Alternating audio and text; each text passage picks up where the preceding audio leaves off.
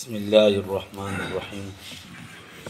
اللہ تعالیٰ فرماتے ہیں وَلَقَدْ أَنزَلْنَا إِلَيْكَ آيَاتٍ بَيِّنَاتٍ، اور البتہ تحقیق ہم نے نازل کیے آپ صلی اللہ علیہ وسلم کی طرف صاف صاف آیتیں، وَمَا يَكْفُرُ بِهَا إِلَّا الْفَاسِقُونَ، اور نہیں انکار کرتے ان آیتوں کا مگر نافرمان لوگ، فاسق لوگ۔ اور جب کبھی وعدہ کیا انہوں نے وعدہ کرنا پھینک دیا اس کو ان میں سے ایک فریق نے، بلکہ اکثر تو ایمان ہی نہیں لاتے۔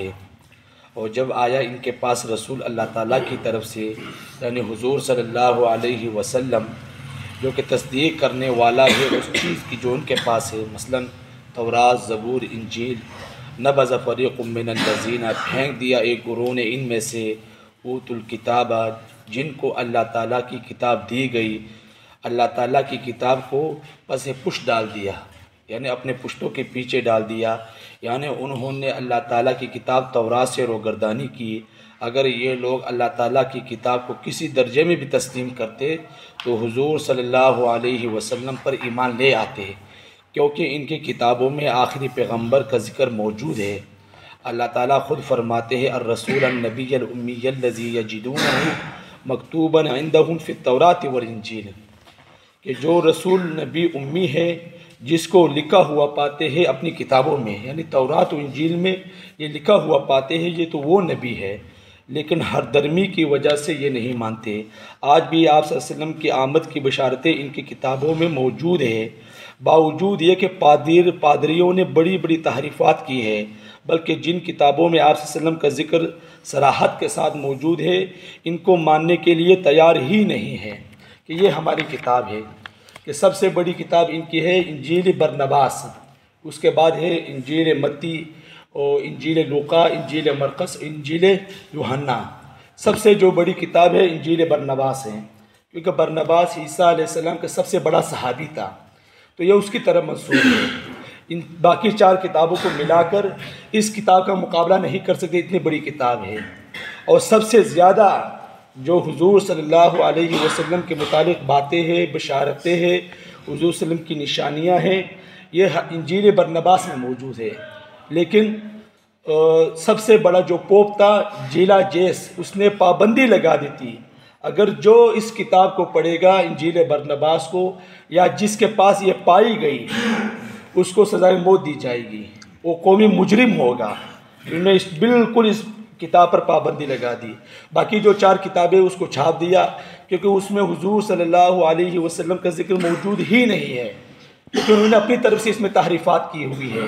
اور آج کل کے زمانے میں کوئی بھی انجیل موجود نہیں ہے، اصل حالت میں کوئی بھی انجیل موجود نہیں ہے۔ اب ہمیں کیا ہے، ہمیں صرف اس بات پر ایمان لانا ہے کہ بھئی اللہ تعالیٰ کی طرف سے کتاب اتاری گئی تھی، انجیل کے نام سے عیسیٰ علیہ السلام پر اتاری گئی تھی، اور اصل حالت میں موجود تھی، اور اس میں حضور اللہ سچی باتیں بھی موجود تھی، لیکن بعد کے پادریوں نے اس میں تحریفات کر دی۔ آج کل کے زمانے میں جو انجیلیں موجود ہیں اس پر ایمان لانا ضروری نہیں ہے، بس اس بات پر ایمان لانا ضروری ہے کہ انجیل کتاب تھی، عیسیٰ علیہ السلام پر اتری ہوئی تھی، اور سچی باتیں اس میں موجود تھیں، ٹھیک ہے نا۔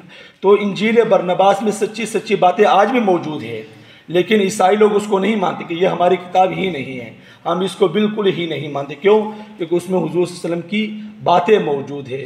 تو پوپ نے اس پر پابندی لگا دی، بلکہ 1700 عیسوی سے پہلے یہ کتاب بالکل ہی نہیں تھی، پوری دنیا میں نہیں تھی۔ پھر جا کر ہسپانوی میں اور پھر دوسرے ملکوں میں یہ کتاب پائی گئی، پھر اس کے بعد چھاپی گئی عربی زبانوں میں، فارسی زبانوں میں، اردو زبانوں میں۔